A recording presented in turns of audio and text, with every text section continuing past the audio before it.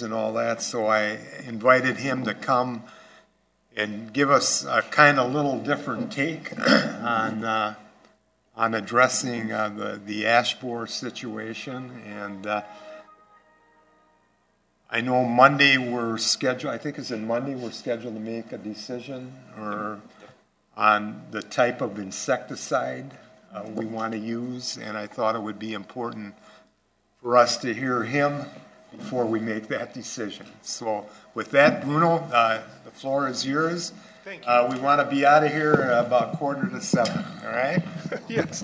Thank you, Mr. Mayor. Good evening, ladies and gentlemen. And it's nice for me to have this opportunity. I put a few slides together after a brief meeting with the mayor, with Doug, with whom I yesterday was in Whitewater State Park to learn about this problem, and Scott, who provided me with this handout that apparently provides some guidelines on how to approach the issue. What you can see in my first slide is a map of Minnesota, and more specifically in blue, in the Twin Cities area, all this area that has been circumvented, and in the southeastern part of our state, Houston County, Winona County, we are circumvented by this blue boundary also. That means that our area is quarantined. So the Department of Agriculture is beginning to show some red flagging because the emerald ash borer has been found. And so for issues, for example, like treating wood, transporting firewood, all these laws and provisions now will become enacted in order to prevent the further spread. Because biologically, the insect has been moving from the initial center of infestation, which goes back to the late 1990s, early 2000 in the Detroit area in Michigan, has been moving east and west at approximately a rate of half a mile per year. So it shouldn't be here yet, but its arrival has to do most likely to the movement of firewood that is happening when we go camping, probably even material that is used for packaging that is transported. Because this insect, as you can see, is extremely small, so pretty difficult to pinpoint, also for the expert eye. But let me tell you more about it. First of all, what kind of impact the emerald ash borer is causing? It's a non-native species. It came from Asia, from China, Mongolia, that part of the world. And like most invasive species who find fertile ground somewhere else, far away from their homeland, there is no natural enemy.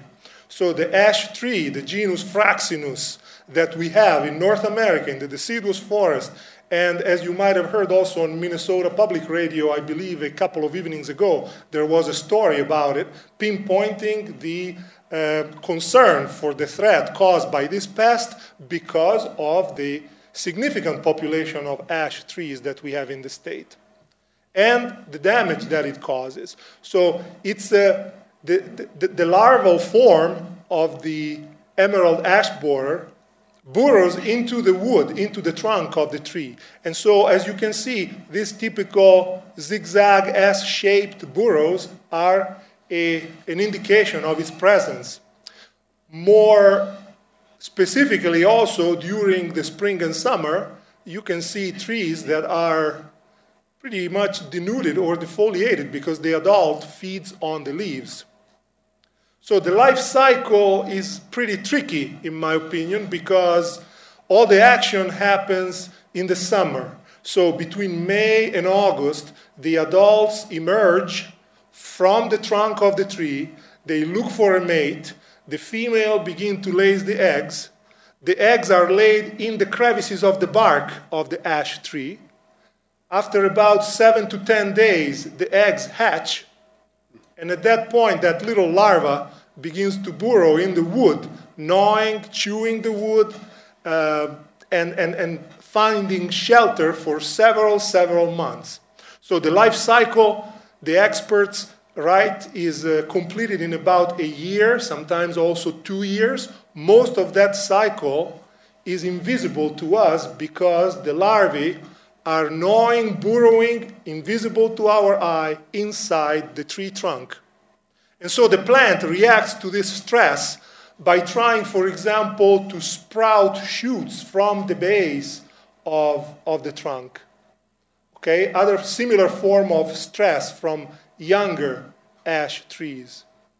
Or, in very severe cases of infestation, defoliation becomes quite evident. And at that point, the tree is pretty much condemned to die.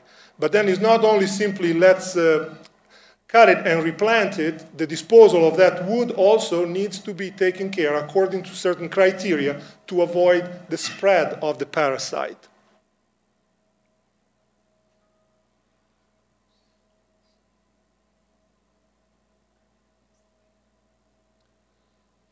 Okay, what are the strategies for protecting the tree? To my knowledge, 3 different approaches are contemplated. The chemical approach, and the chemical approach is very immediate, I would say, although I would also add very drastic. These are recent chemical products that are used, as I have learned from the handout here from the Extension Service of the University of Minnesota, Michigan State, and Ohio State. But what is the problem with these products? Imidacloprid is a good old friend of chemical enthusiasts because it has been worldwide used in agriculture, in forestry for over a decade. But it's a systemic type of insecticide, and I will tell you a little bit more about that. What does it mean? As you can see, the application seems to be pretty simple. The tree that has been diagnosed for the presence of the ash borer is injected with these dispensers of the insecticide, and so the chemical industry is very confident by informing us, decision makers, and saying there is no danger because unlike an insecticide that is going to be sprayed, our imidacloprid is injected directly into the tree trunk. So there is no fear for affecting non-target species or no fear for drifts of this molecule affecting people, affecting pets, affecting communities. There isn't too much research for what I've been reading about this other systemic called dinotefuran, although I have learned the chemical characteristics are similar to the previous one. The emamectin benzoate is another type of chemical product that is used, is not applied in this manner, is sprayed, but it seems to have much less toxicity than the previous 2. Okay? So what are the benefits of the chemical control? I have a problem, I load the equipment, I spray. The expectation is to eradicate the bed bug and everybody's happy. Okay? But is it truly happening, an eradication 100%? I'm a little bit skeptical of this because as we have learned with many other kind of chemical products, it's like if the industry has been for a very long time in a constant battle to find the appropriate molecule to poison the unwanted pest, but the pest in a way or another has always been able to succeed. Because as soon as we change the conditions and we apply in the system a molecule of synthesis, automatically we trigger selective pressure, and sooner or later, some of the bugs that we wanted to annihilate, to eradicate, may develop resistance, and by developing resistance, they will pass those genes to their offspring, and then the industry has to start again from ground zero to find something more potent to resolve the issue of resistant bugs. Same issue in public health with medicine, with antibiotics, right? In the 1950s, when penicillin was discovered, bacteriologists were thinking, oh, we're going to go fishing. We will be out of a job because we have absolutely eliminated all the problems of disease and infection in the human species. I think we have more problems now in human medicine with infection that we had even before the invention of penicillin. But anyway, other two methods of controlling the pests are this IPM, which is a strategy very well known to agriculturalists like me and all others working in the field, because integrated pest management seeks to approach the problem of an unwanted bug in a more holistic way, and I will explain in a minute about that. Even better from the environmental point of view is the biological control. So trying to find natural enemies of the unwanted organism, learn their biology, release them in the environment, and at that point we will let nature work. The bad bug will be chased by the good bug, and hopefully the bad bug population will decline. But that not always works.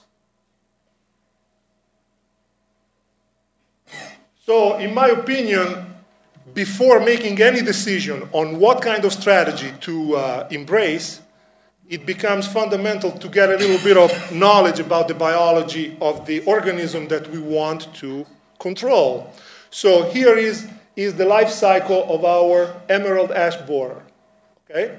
Like I said, in the summer, so from May through August, when the adults emerge from the tree, mating takes place, the female lays the eggs. This is an egg.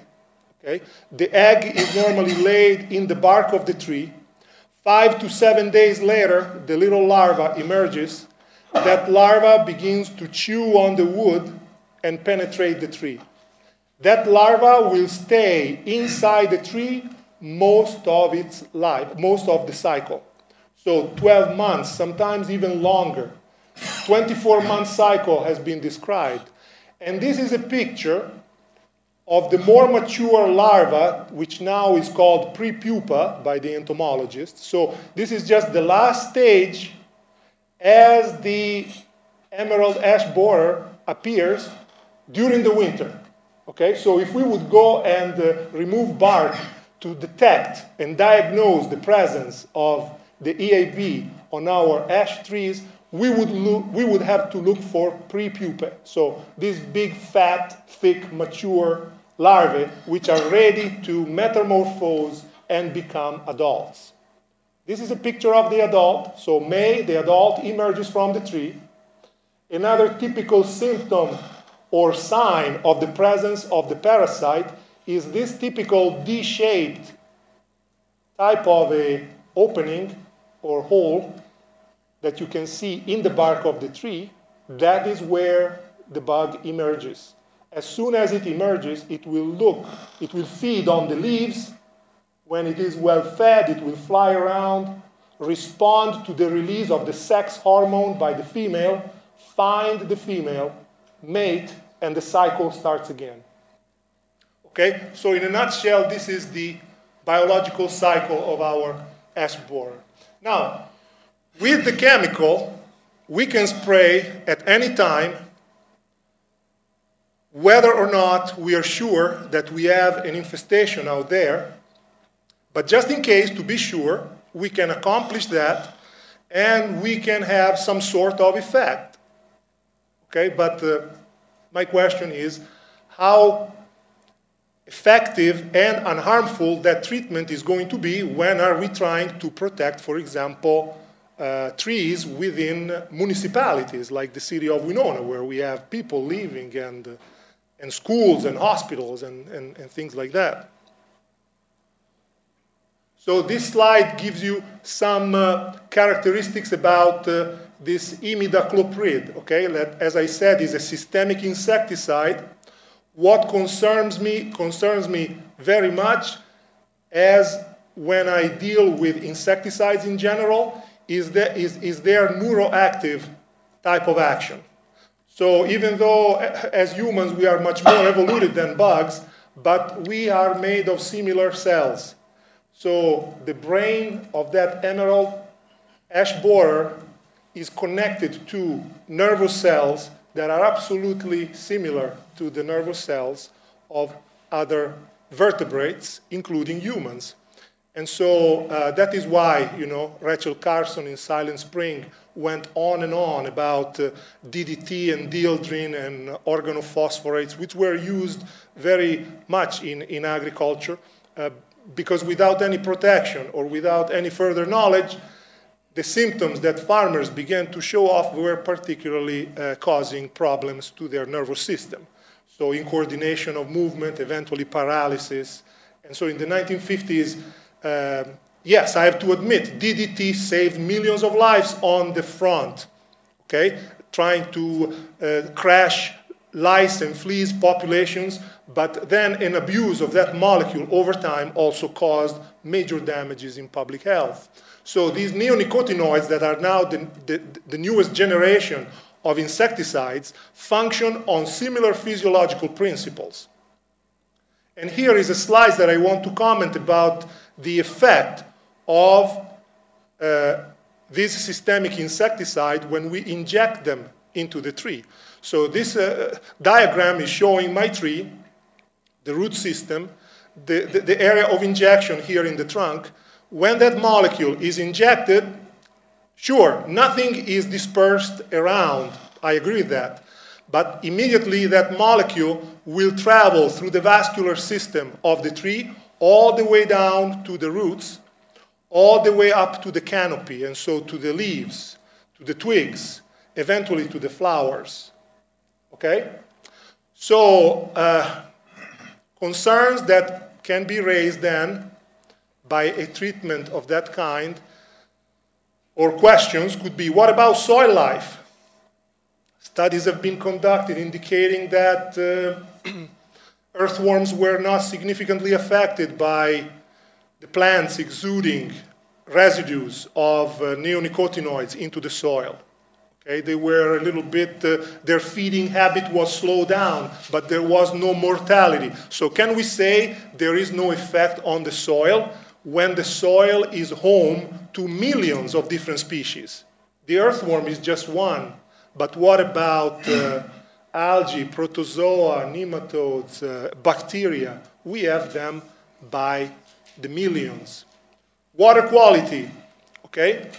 The handout that I have here is indicating that there is no fear about compromising water sources, both above ground and underground water sources, because imidacloprid, when exposed to sunlight, decomposes, breaks down very easily.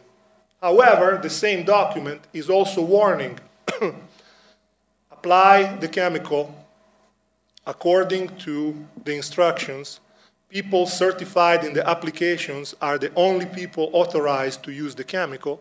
And another important thing pointed out by the U of M extension is, do not apply this product in soil that have low content of organic matter, soils that are sandy in nature, soils that are in the vicinity of water sources. So I'm thinking our beautiful sandy bar, Winona, Minnesota, upon we all stand, does not seem, in my opinion, to have the soil characteristics to retain this insecticide as effectively.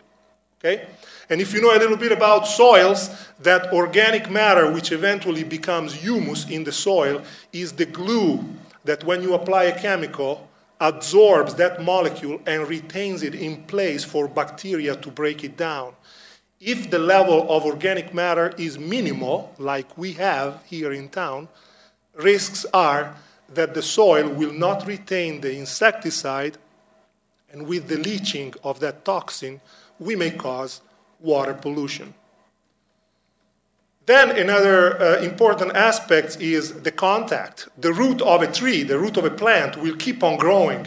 You see how much more massive the root system is underground than what the plant is showing above ground. So underground there are interactions among roots. So the roots of this tree will interfere with the growth of roots of shrubs, of herbaceous plants, of other trees growing in the area. Those can be all vehicles of transfer, translocation of the insecticide that we may not have thought about it. Another thing that is very dear to me is the effect on pollinators and beneficial insects. Again, studies indicate that because of the early blooming period for our ash tree and the limited amount of days for the flowers to be wide open for insects, honeybees should not be affected. But this simple statement distresses me a little bit, especially when I think about this colony collapse disorder that since 2005, 2006 has been devastating among beekeepers, not only in the United States, but worldwide. What's going on with the bees? Well, the bees are very good indicators of environmental quality. The bees, as I'm learning, carry or have the potential to carry toxin in their pollen, in the wax when they build the comb inside the hive. So even if scientists have not indication right now to suggest that neonicotinoids like imidacloprid are causing colony collapse disorder, I remain skeptical because from literature that I read, for example, from the country of mine, Italy, where the same product has been used as everywhere else in the world for agriculture, beekeepers or researchers in apiculture have been documenting the sublethal effects of neonicotinoids. So you understand what I'm trying to say? Not necessarily because the bee comes in contact with the toxin, the bee is going to die. But the bee is going to take microdosages of the molecule back to the hive. The pollen carried by the bee, which is minimally contaminated, is fed to the larvae, begins to impregnate the cells and the wax of the combs.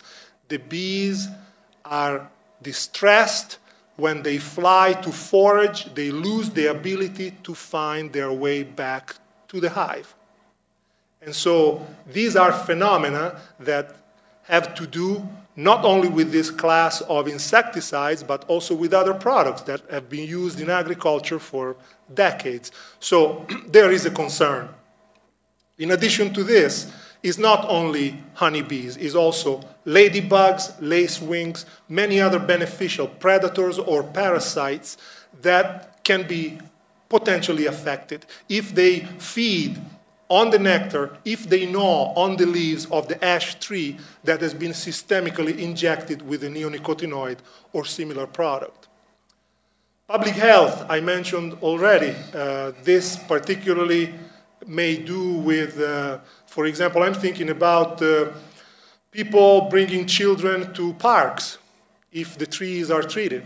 You know, children like pets rolling and enjoying wrestling in the grass in the vicinity of a tree, touching, bringing their hands to their mouths and similar types of behaviors that we have with kids or with toddlers.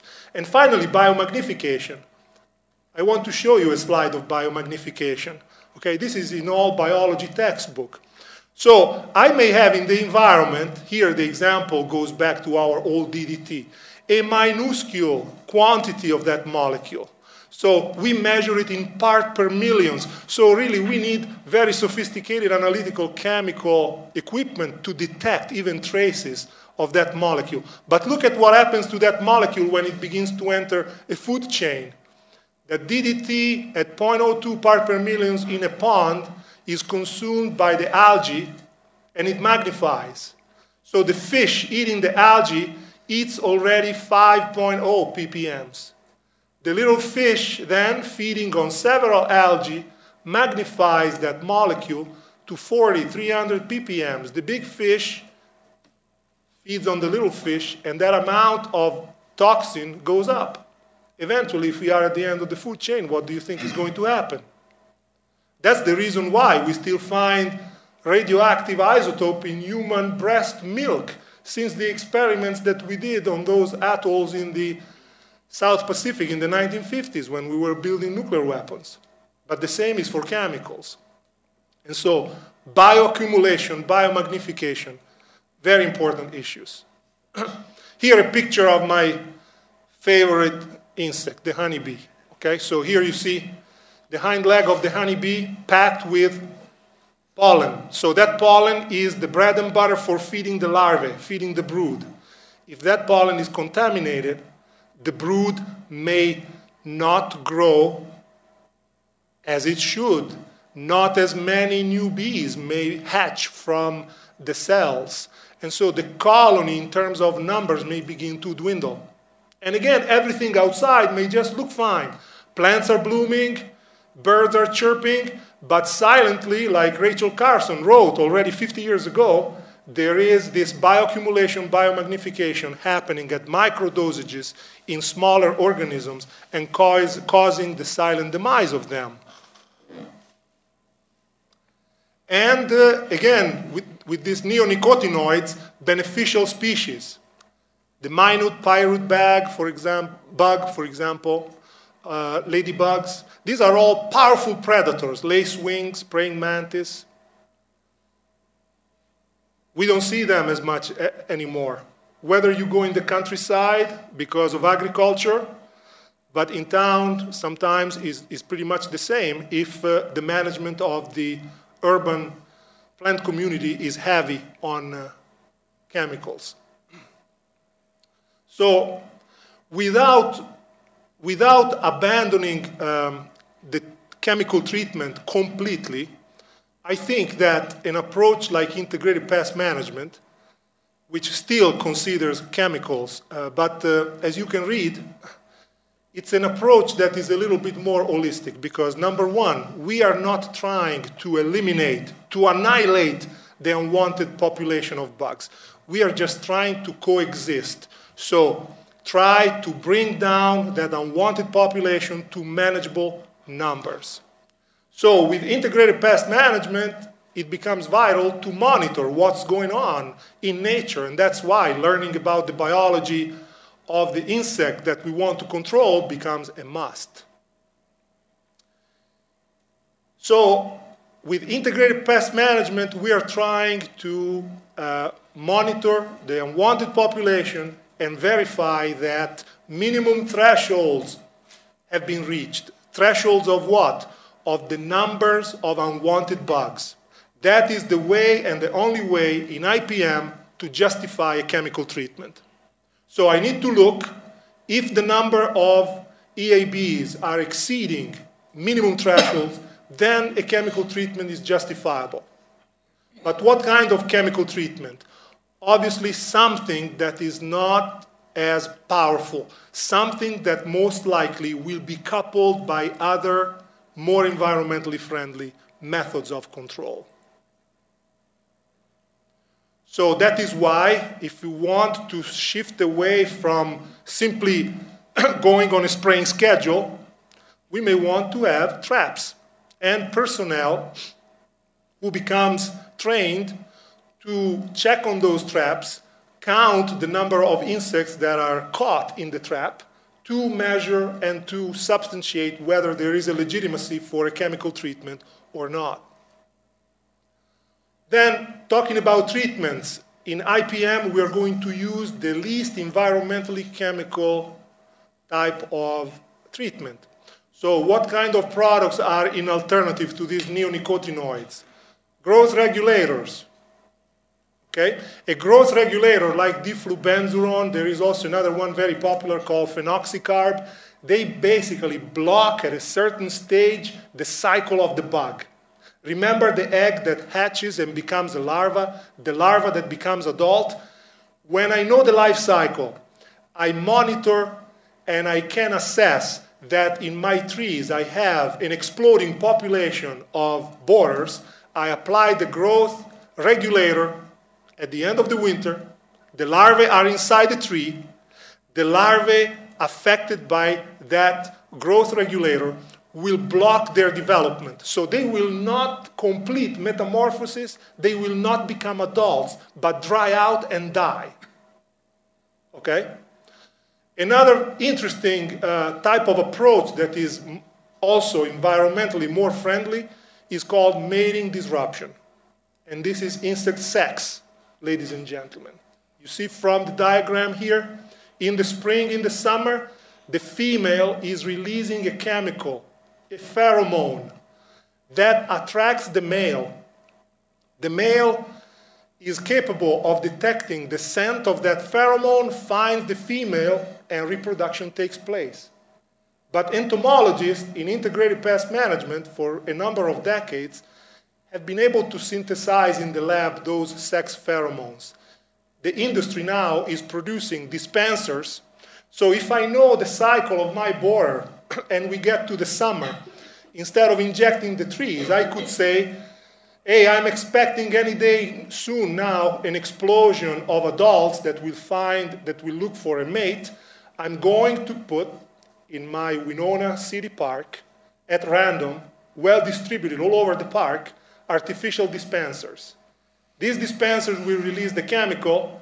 The male will be absolutely disoriented. The chances for a male flying in those days to find the female will be reduced to the 99%, or even more than that. Pretty neat, huh? So, mating disruption. Finally, biological control, okay? Biological control is a good bug that has been identified that either feeds or parasitizes the bad bug. So any of these type of approaches or combination of two or even all of three of them can give significant positive results without affecting or without running the risk to affect public health and polluting the environment with a toxin that will persist for much longer. And so talking about biological control, Michigan State University, you know, the infestation of the borer started in the Detroit area. So in Michigan, they have been coping with the damages caused by the borer for more than 10 years. But scientists over there have already identified and they have already launched in their parks, in their forests, parasites of the borer, like this little tiny wasp. Look how small it is. And she's not the only one. Obuse is another one. Look at the difference between the adult of the parasitic wasp and the egg of the borer. So that little tiny wasp detects in the tree the eggs or the larvae of the borer. This is the ovipositor. So the female wasp will inject its own egg inside the borer's egg. And what is going to happen? The wasp larva will chew and gnaw the tissues of the borer egg and emerge instead of the borer. Pretty neat, huh? This is biological warfare. There is a third species that has been identified in Michigan and is used experimentally. And yesterday at the workshop at Whitewater, actually, we met Dr. Monica Chandler, who is, on behalf of the Minnesota Department of Agriculture, the expert on biological control here in our state. Okay, so Rachel Carson, Silent Spring. This is a paradox in our modern society. President J.F. Kennedy made provisions to ban that DDT because of the credibility that Silent Spring reached in the early 1960s. And because of that, EPA, the Environmental Protection Agency, since then has become our authoritarian institutional body that does studies on the toxicity and the environmental impact of new molecules that the chemical industry produces. But look at the paradox here. Since Silent Spring was published in 1962, so we are pretty much here, the global amount of pesticides and the lucrative business for chemical companies has been and continues to be on the rise.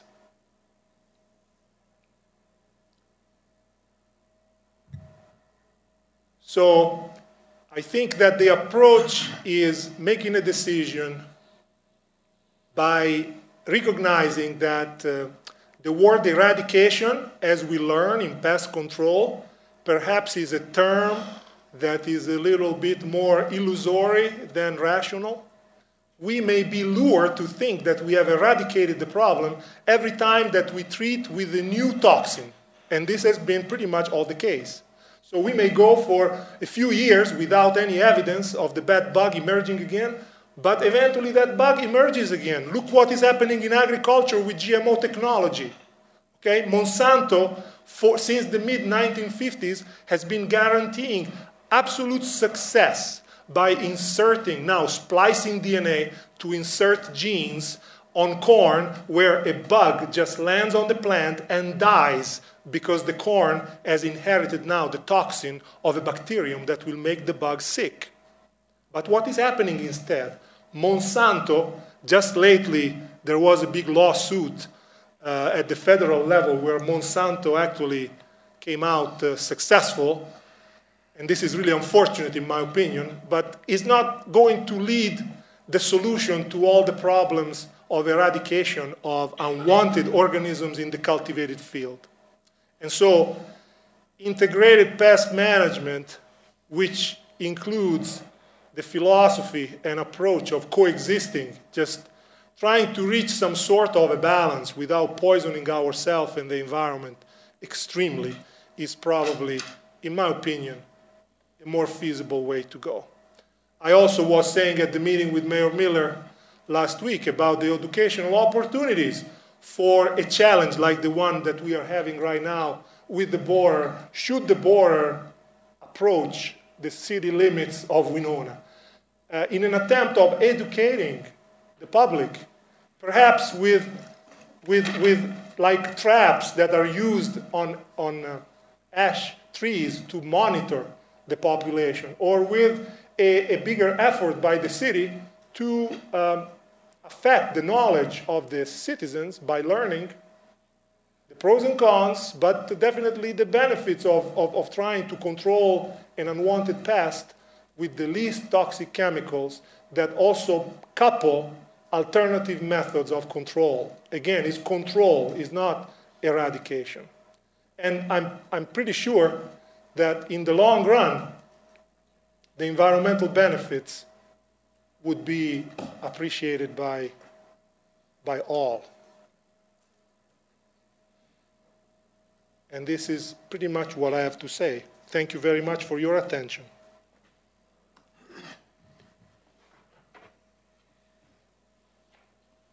Okay. That probably adds a little bit more confusion to our decisions. So we're going to vote on this in just a couple of days after we heard this information. Well, I don't think it's appropriate. No, I'd like to say Right. something. I think this information is excellent, but with this one-sided view, without now hearing the other side, and now going into an important and incredibly expensive decision is wrong.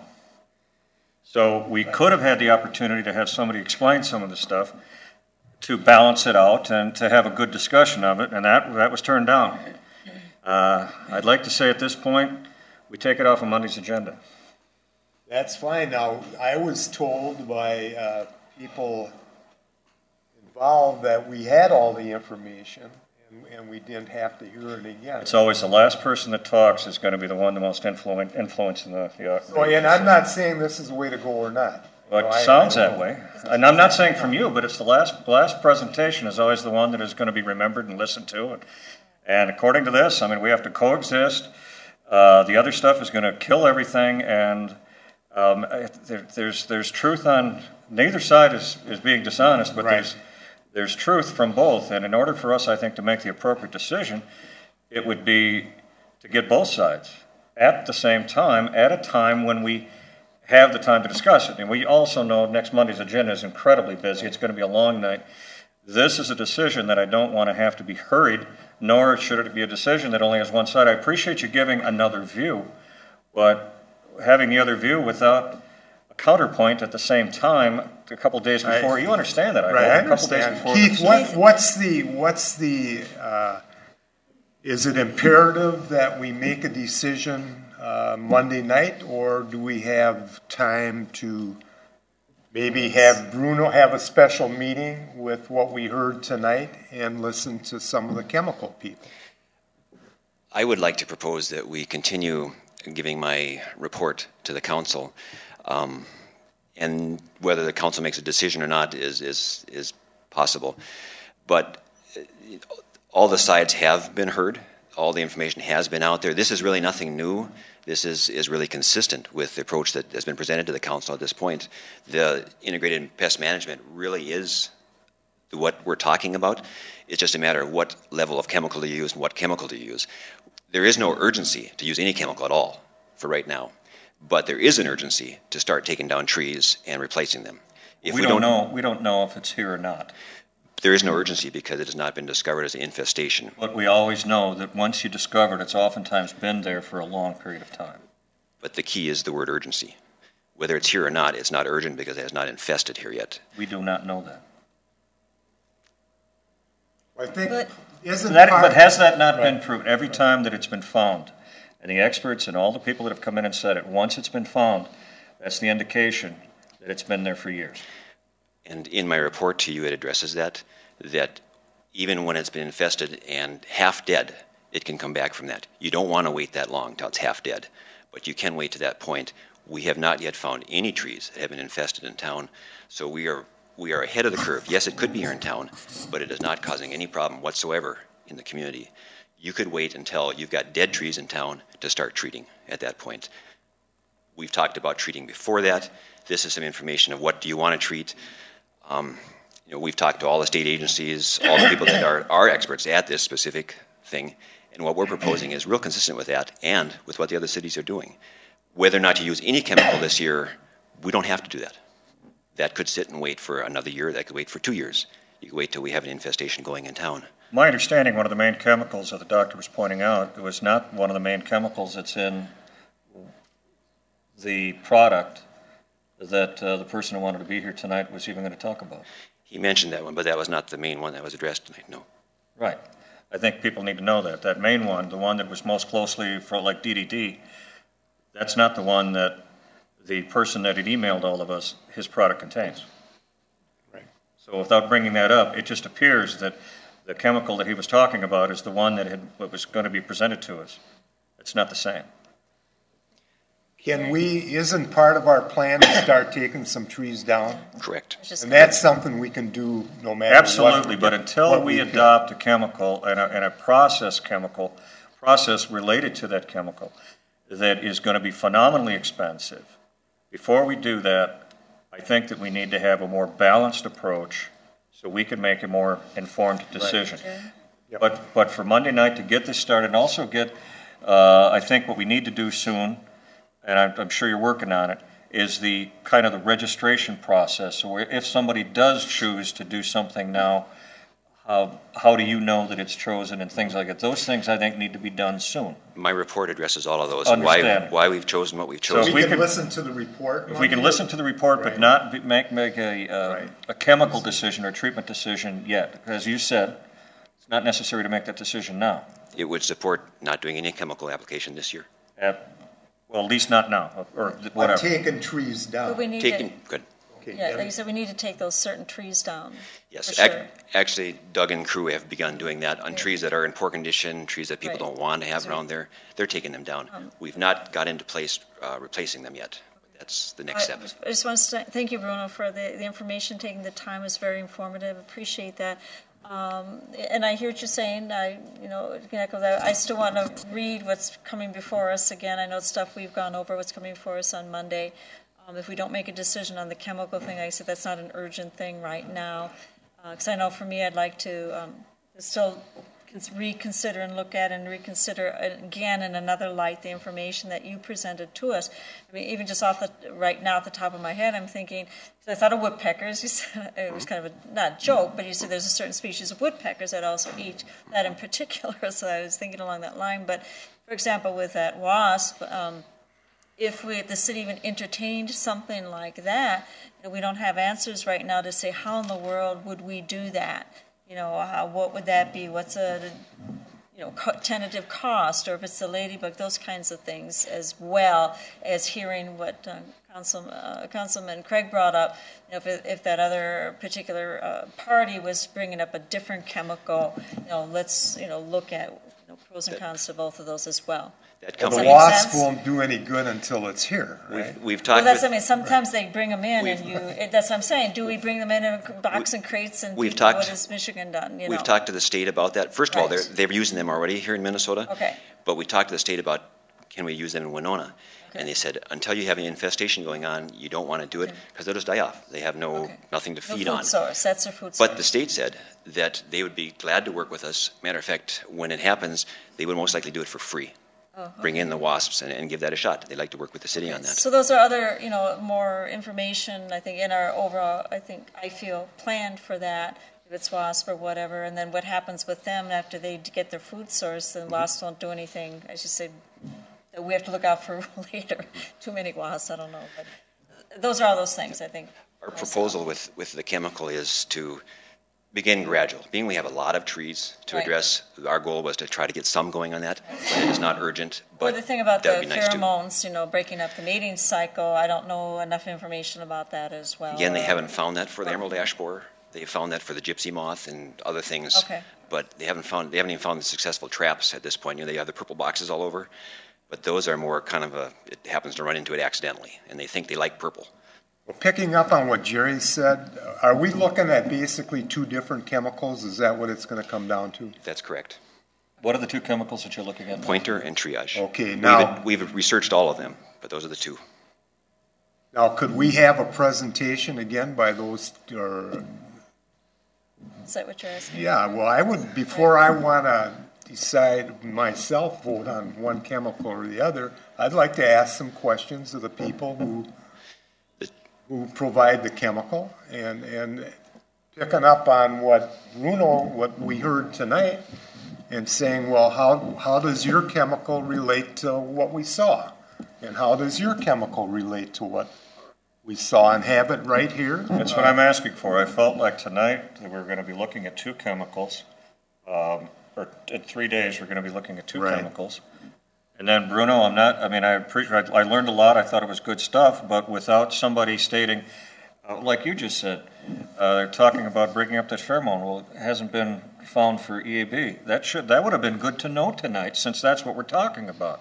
Or that the main chemical that Bruno was talking about is not part of the chemical. So, good things to know. Had that not been asked right now, we all would have gone home thinking, as you just thought So of, we can hang back. that might be a way to go. Well, there hasn't been one found yet. The traps, we just heard a few weeks ago, and we hear quite often, the traps are far from a foolproof thing. I mean, it's difficult to get a count. Some bugs it works, and what Bruno said was right on the money, but not about EAB. So if we simply just heard this and didn't get another opinion. I agree. And Keith, frankly, you should have brought that up. I'm sorry. You should have. This whole thing about the emerald ash borer has been just too darn difficult. It's been too difficult getting. I'm going to stop right there. Well, But as we move forward, let's make sure that we have all views at the same time and the right information. And if some information is being given and you know something that is not complete, it needs to be brought up. And them not being here isn't Keith's fault. It's my, I you called didn't the want guy and said, I anybody didn't else. want to hear that. I understand that, but it changed. Had we not asked any questions, it would have made it sound like any Right. chemical's a horrible thing, and now on Monday we were supposed to decide on But it. we don't have to, Now, that's Monday, one let's not thing decide on about, a chemical. we make the decision when we want to hear it, when we don't want to hear it, and when we want to make the decision. From what I'm hearing, we got some time.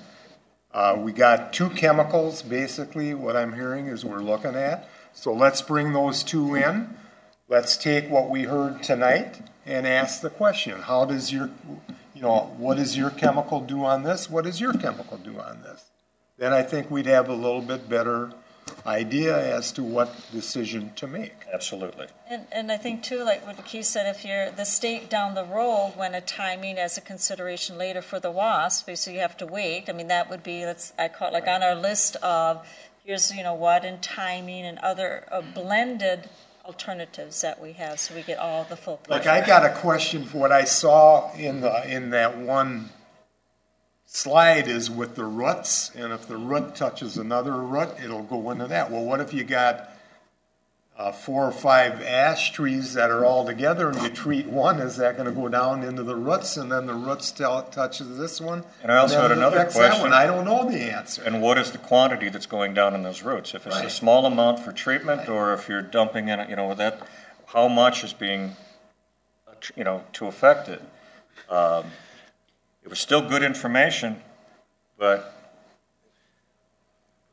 my question needs to be more balanced. My question would be, staff has spent a lot of time researching, gone to all the seminars, listened to all the salespeople on this. At what point do you want to take our advice on it? We have researched it. We have researched all those questions you have. I think we want to hear. I'd like to have you receive my report on Monday. I think we want to hear. Let's bring them both in. Do you want all? There's like 4 companies that I'm aware of. Bring them all in. We'll receive the report. I think if that's what I'm hearing you say, Keith, on Monday, right? Like we said, we will look at that and do that. And if it's, I don't know, consensus of council at the time, but maybe not make a decision on which chemical at that time. I don't. That's fine. I feel like the chemical is not urgent. Yeah, I still want to use it at some point. The other pieces of the report, right, that we will look at that and. Yeah. What I'm getting from all of this, and thank you very much, Bruno, for the presentation. I guess I hear one word coming through fairly loud and clear is caution. That we need to take things one step at a time. This was a very good. Not necessarily a wake-up call, because I think we basically knew it, but it reinforces this idea of caution. As Keith has said, we're not in the midst of trees falling down and all of that, so we have our time to take. But I remember that this idea of integrated pest management was used fairly successfully recently in Winona, and that's with the purple loosestrife. We had the invasive weed coming in. We used the wasp or whatever insect was there, and it seemed to work. So again, caution, I think, is what I'm hearing, and I think if we make a decision Monday to take down some trees, as we go along, we can then decide on which is the best other part of this integrated pest control that we can use to the best advantage and to the least impactful impact in our environment. Okay, is that agreeable that we listen Monday? Yeah. And decide what we want to do or not want to do, and then if we decide, we can bring in the people that have the various chemicals and listen to them and then make a decision. Is that fair enough? Okay. All right, Bruno, we will be in touch. Absolutely. I would be happy to continue this discussion again as you feel. The one thing, too, that kind of spurred this a little bit for me anyway, when I read in the paper about there was some chemical they put on something and then it was recalled. I don't think we want to get into anything like that. So I think it's an important decision and we should take our time and make it. Okay, sounds good. Thank you. Jerry, just for knowledge, Yep. it does have traps on it in the parks and different areas. Did we catch any yet? No. But I mean, the Department of Education Right. doesn't have to. Okay, sounds good.